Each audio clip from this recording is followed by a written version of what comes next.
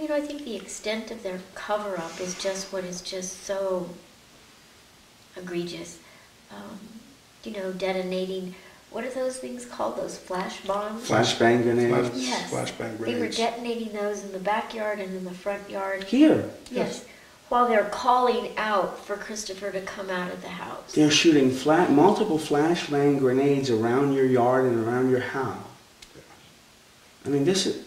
And he's been at the morgue, probably, by the time they're doing this, Richard says this is about 6:37. So Christopher's been dead 5 hours and his body's been out of here for 4 hours, and they're calling out his name and telling him to come out of the house and now, detonating these things.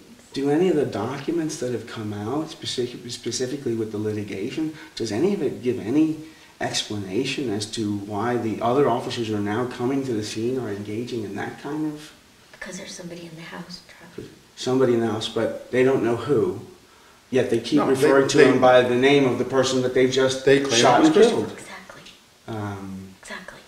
You know, I mean, did these SWAT teams and all arrive and not be told that we've already taken Christopher to the... Oh, I'm sure they knew, because SWAT was here early, because they were perched everywhere, perched with their rifles and... That's what you're saying, Oh no, on SWAT was people's here. roofs. SWAT was here. They knew. I think it was just that attempt. I think, quite frankly, they thought we've messed up, and now we've got to make it look like something so much more. Right. They had to put on the show. Wow. I mean, it's just hard to... It's just hard to grasp. It is. It really is hard to grasp. And it's frightening, too. Yes. Because I think, you know, as time went on and all of the details start to surface, and of course, Stephen had access to more of the information. My journey with the information was a little bit more latent. I think they gave me what they thought I could deal with as time went on. But when you see the whole picture, and the extent to which the city and APD went to cover this whole thing up. Power corrupts, and absolute power corrupts absolutely. And it wasn't just one or two people engaged in this cover-up. It was of massive proportions.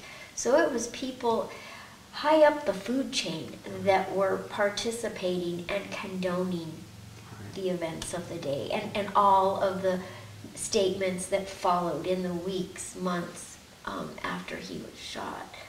I mean, even the police chief, Schultz, in the deposition for Christopher's trial, he claims, this was what, almost 3 years after the fact, that he hadn't read the final report yet because it wasn't final yet. In 3 years.